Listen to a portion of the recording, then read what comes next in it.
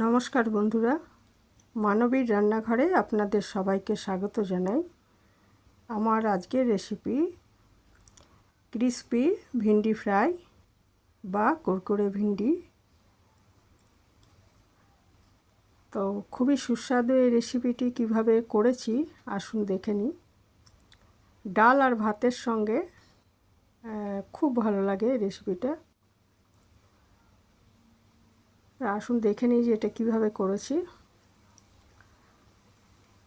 তো আমি আমার গাছের কিছু ঢেঁড়স বা ভিন্ডি নিয়ে নিয়েছি।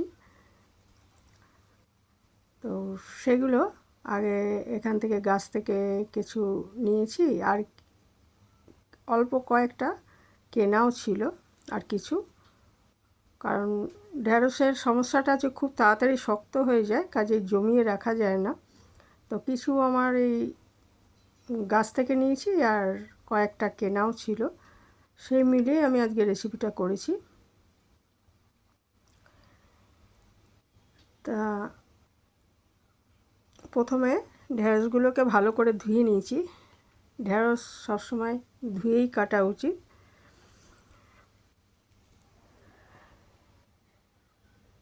তা এটা ভালো করে ধুয়ে নিয়েছি ঢেঁড়সগুলো। তারপরে এটা দুটো সাইড কেটে দিয়ে, মাথাটার ওই তলার দিকের অংশটা কেটে দিয়ে, আর এটা একটু চিড়ে নিয়েছি, নিয়ে ভেতরে যে বীজ রয়েছে সেগুলো আমি সমস্ত বাদ দিয়ে দিচ্ছি। এর দুটো কারণ আছে, কারণ এই বীজগুলোর মধ্যে প্রচুর জল থাকে। তো বীজগুলো যদি থাকে, এক তো জল ছাড়বে, ভাজাটা কুড়কুড়ে করতে চাইছি তো সেটা হবে না। আর দ্বিতীয় কথা হলো, তেলের মধ্যে বীজগুলো গিয়ে তেলটা ভর্তি হয়ে যাবে। এই দুটো কারণে বীজগুলো যথাসম্ভব বাদ দিয়ে দিতে হবে। তারপরে এর মধ্যে আমি পরিমাণ মতো নুন দিয়ে দিচ্ছি, একটু হলুদ, আর দিয়ে দিচ্ছি 1 চামচ চাট মশলা আর 1 চামচ আমচুর দিয়ে এটাকে একটু মেখে নিচ্ছি, যাতে নুন আর এই মানে এটা একটু টক টক ভাব হলে খেতে ভালো লাগে, সেই জন্য এই দুটো জিনিস দেওয়া হয়েছে। শুধু আমচুর বা শুধু চাট মশলাও দিতে পারেন। আমি 1 চামচ চাট মশলা দিয়েছি, 1 চামচ আমচুর দিয়েছি। একটু লাল লঙ্কার গুঁড়ো দিয়ে দিচ্ছি ঝালের জন্য। আর এর মধ্যে আমি বেসন আর চালের গুঁড়ো দেব, মানে বেসনটা হবে যতটা চালের গুঁড়ো নেব তার ডবল।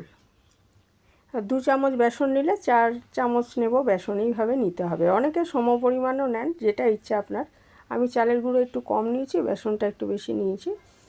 চালের গুঁড়োটা নেওয়ার জন্য এটা আরও মচমচে ভাবটা আসবে, ওই জন্য। আর এটা কিন্তু জল দিয়ে মাখবো না, একটু আমি তেল নিয়ে নিচ্ছি, নিয়ে মেখে নিচ্ছি। হ্যাঁ, জল দিলে এটা ওই একটা লোতলোতে ভাব চলে আসবে, তাহলে কি হবে, ওটা ভাজাটা হবে না ঠিক মতো, কুরকুরে ভাজাটা হবে না। ভাজা হবে কিন্তু কুরকুরে ভাবটা আসবে না, ওই জন্য আমি জল কিন্তু একটুও দেব না।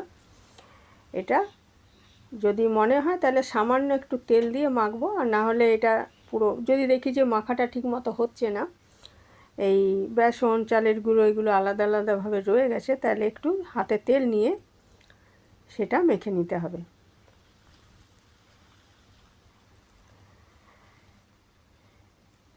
আর এরপরে একটা কড়াইতে আমি সর্ষের তেল নিয়ে নিয়েছি, সাদা তেলেও ভাজতে পারেন। সর্ষের তেল নিয়ে তার মধ্যে এটা আমি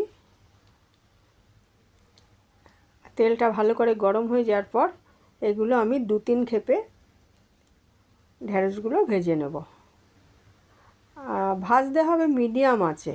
হ্যাঁ, চড়া আঁচ হলে কি হবে, পুড়ে যাবে এবং ভাজাটা ঠিকমতো হবে না। সেই জন্য মিডিয়াম আঁচে তেলটা ভালো করে গরম করে নেব হাই ফ্লেমে, তারপরে মিডিয়াম আঁচে আমি এটা ভেজে নিয়েছি। তো এইভাবে এক পিঠ ভাজা হয়ে গেলে আবার উল্টে অন্য পিঠটাও ভালো করে ভেজে নিয়ে আমি এটা তুলে নেব।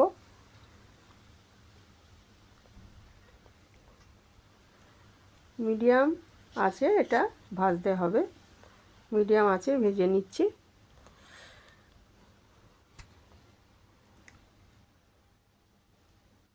এটা ভাজা হয়ে গেছে, এবারে আমি ছেঁকে তুলে নিচ্ছি। দিয়ে আবার ওই তেলের মধ্যেই, যদি প্রয়োজন হয় একটু তেল দেবেন, মধ্যেই হচ্ছে বাকিগুলো ভেজে নেব।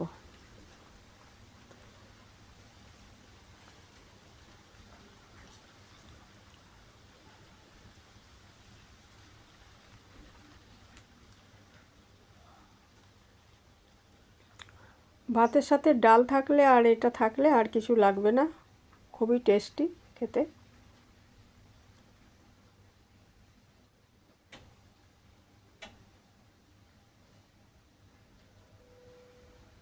এইভাবে আমি সমস্ত ঢেঁড়সগুলো ভেজে নিলাম।